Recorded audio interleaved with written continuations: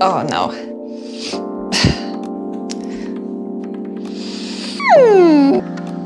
This is whiskey and it's 9 a.m. in the morning. Cześć! It's me Helena from Coffee That Gives It Back. Today's episode will be very aromatic. My goal for this channel is to make more and more people aware that choosing specialty coffee over commodity coffee is a win-win situation. Not only you would support more sustainable segment of coffee production, but you can also increase the pleasure of your coffee experience. You've maybe heard me saying before that the coffee doesn't need sugar, that it can be sweet on its own, that it is full of different flavors and aromas. And the difference when it comes to flavors and aromas between the specialty coffee and coffee that you know from supermarkets is very easy to recognize. You don't need to be an expert to be able, if you had these two different coffees in front of you, to tell that they're totally different products. But instead of just saying that the coffees are different, you can also have the skills of telling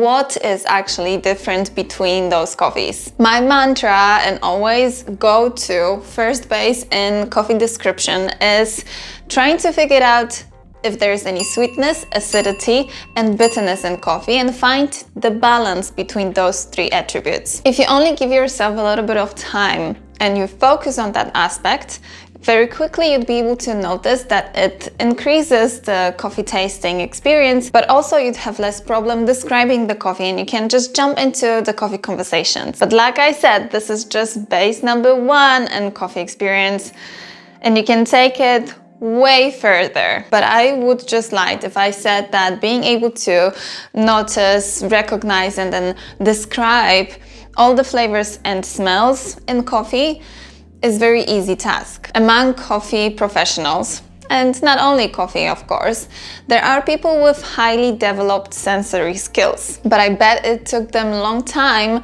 and a lot of practice to be able to easily throw some descriptions about the taste and smell of coffee into the conversations. Yes, some of them may have natural predispositions, very special skills, very talented noses, and very sensitive receptors, and also rich vocabulary to be able to translate their sensory skills into the universal language of coffee. In many cases though, they had to teach themselves to gain that ability. So, if you want to get to the same level, or maybe just slightly closer, and if you want to speak the coffee professional language, stick around because I'll have a few recommendations about how to do it for you. I also climbed on top of my creativity. That doesn't happen often, so you might want to see it. We will take baby steps though. And today we'll be only smelling the coffee. An episode about coffee's aromas. Let's go!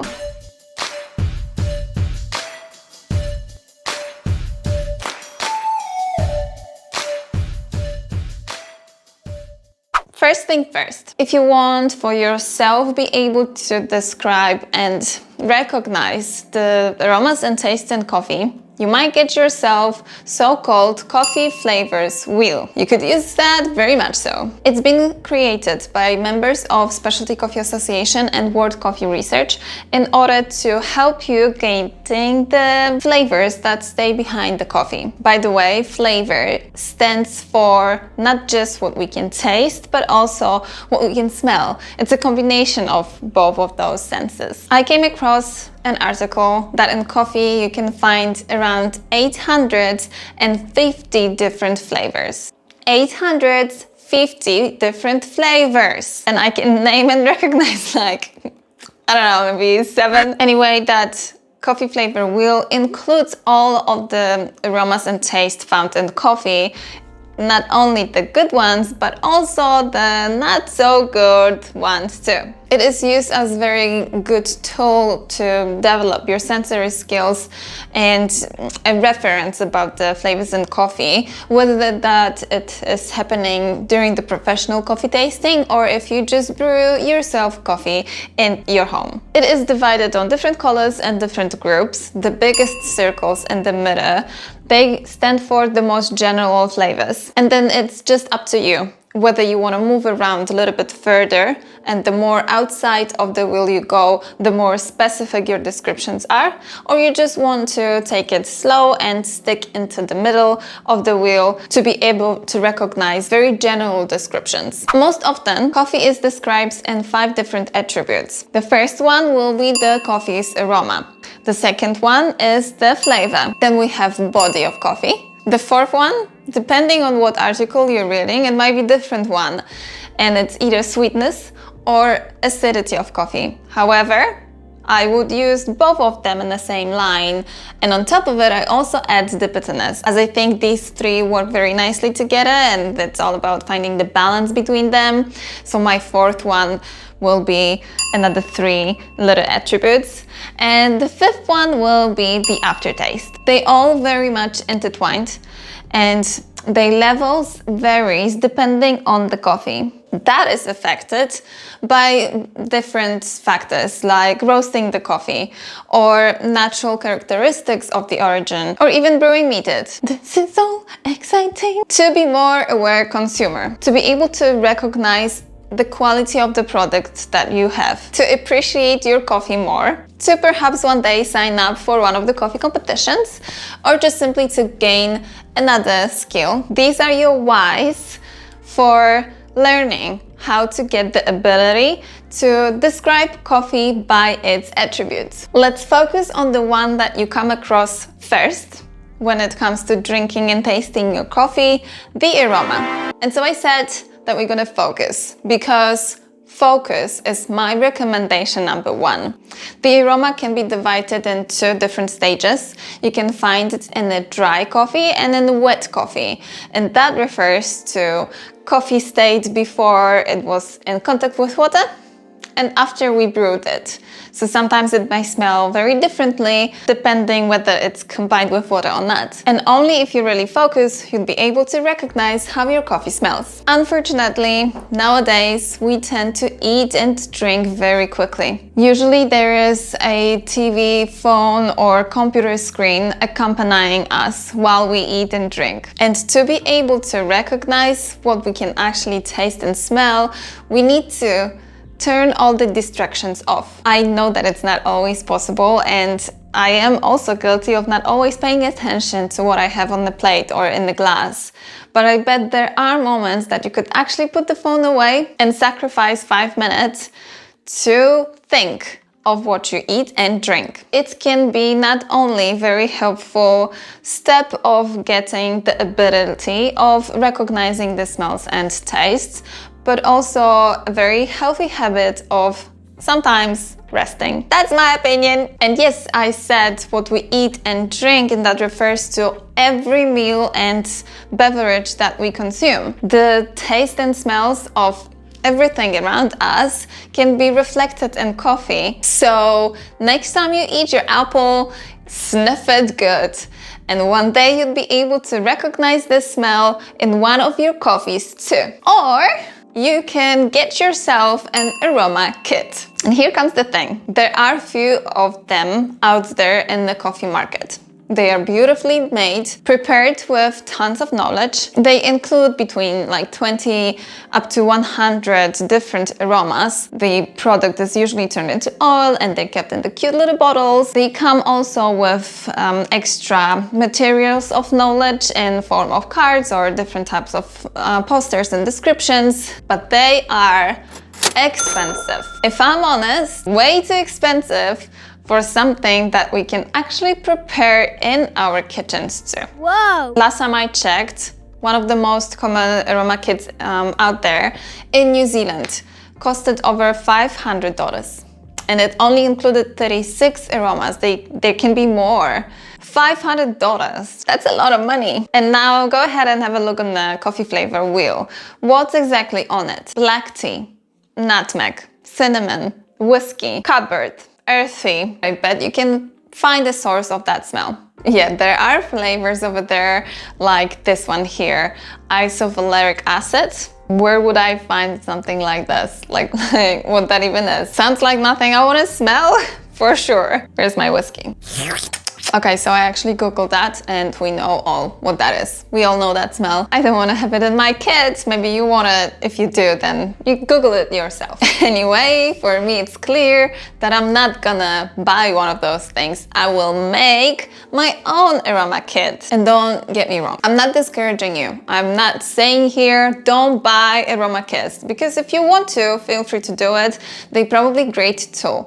But there are people who cannot or simply don't want to spend this much money for a tool that they can make themselves, like me. And so if you are only just at the beginning of your journey with coffee, why not to move around in this biggest circle and pick one of the representative of each of the group. At least that's what I did.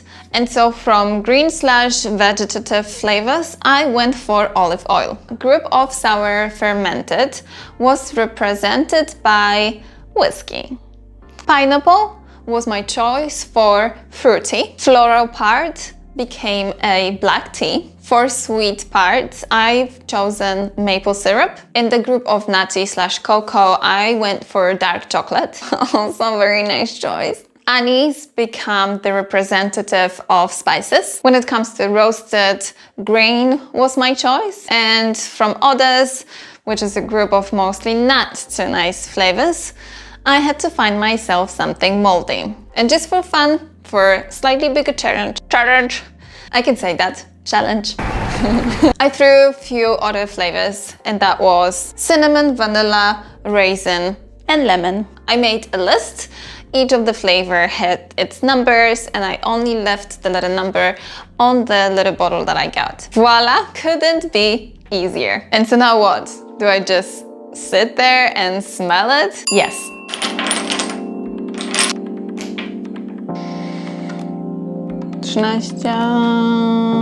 Maple syrup.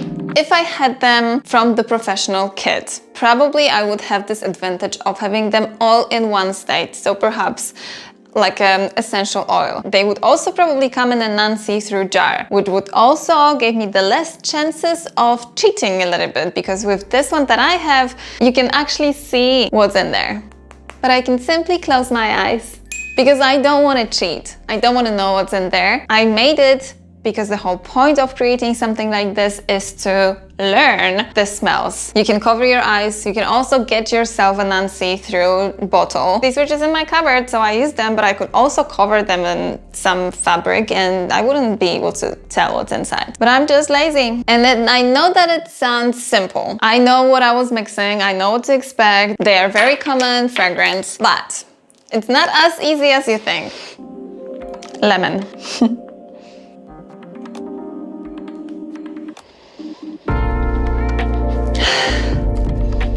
Black tea.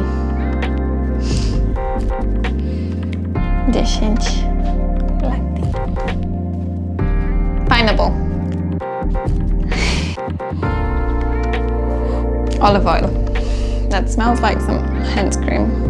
What? It might seem very obvious, but once you get this confidence of telling exactly what's in your jars, you can take it to the next level and either prepare some more or you can mix those fragrances together. What's even more fun, you can add them into your actual coffee. One thing is to be able to easily recognize the fragrance on its own, especially if this is something this common as cinnamon, for example. I bet everyone knows how cinnamon smells, but it's a totally different story if you have it mixed with other liquid and where there are many other crowds of fragrance in the same glass or container. By adding them into your coffee, you perhaps will be still able to pick them from the different aromas easier, but the whole point is to train your brain to pick them quicker and to recognize them among other fragrances easy. This is something that I saw people from wine industry do.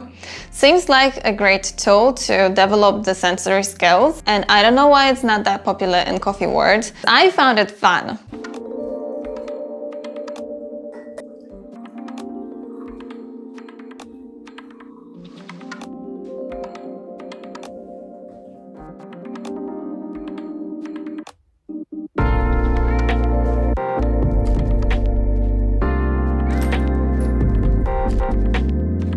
I do recommend using coffee that is not super hot though, because that will definitely affect the taste and smell of the ingredient that you're adding to your coffee. It would be also great if you had coffee that is very neutral, that on its own doesn't have very specific, very characteristic fragrance. So anything that was processed in carbonic maceration way, or that is extremely dark roast, they won't be as great, as the natural fragrance will be overpowering comparing to the one that you're gonna add. It's also great to have 4 glasses for 4 different fragrances, so you can just experiment a little and sniff one at a time. I think it's a good idea though to have a glass of just your coffee in it on site as well, and use it as something that you can reset your nose.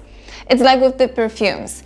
If you smell too many things at once, your nose slowly will lose control and won't be able to tell the difference between anything that you're actually smelling. And the coffee is there just to simply remind the brain that this is the normal and these are not.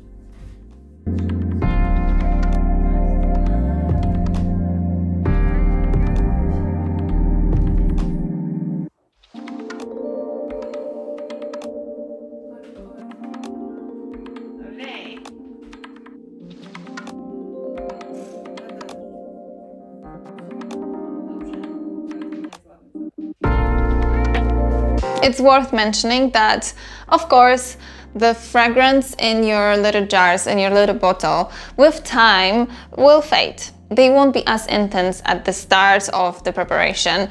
But is it really a bad thing? I don't think so. The more time passes and the less intense the fragrance gets, the more challenge you're gonna have to actually smell what's in there. Coffee's fragrance also fade away. Coffee doesn't stay this intense all the time, so you will be able to see how that actually changes over time. Sometimes the fragrance might turn into something different, and I also think that it's not this bad. Your coffee will taste and smell differently over time as well. You'll be able later to pick something smelling very weirdly in your coffee too. Just to slow the process of aging the ingredients in your jar down, you might want to keep your aroma kit in dark and dry places, or maybe sometimes it might be a fridge, depending on what ingredients you've chosen. Of course, if you're not happy with the set anymore, you can just clean the jars, replace them with the fresh ingredients, or you can just go for something totally new. Be creative and then go smell and smell and smell and smell it again and again until you won't be able to sniff it anymore because you'll hate that smell. What else do you think you could do to improve your sensory skills? And yes, today's episode is about the aroma, but we're gonna break all the attributes down into different episodes. So feel free to give me any suggestions of what you want to focus the most, or maybe you can give us a recommendations of some aroma kits that are professionally made and you have them and you're very happy that you bought them. I would also appreciate some feedback about this video, so please leave some comments in the comment section below this videos. This is just one video. Thank you so much for watching. Peace and coffee.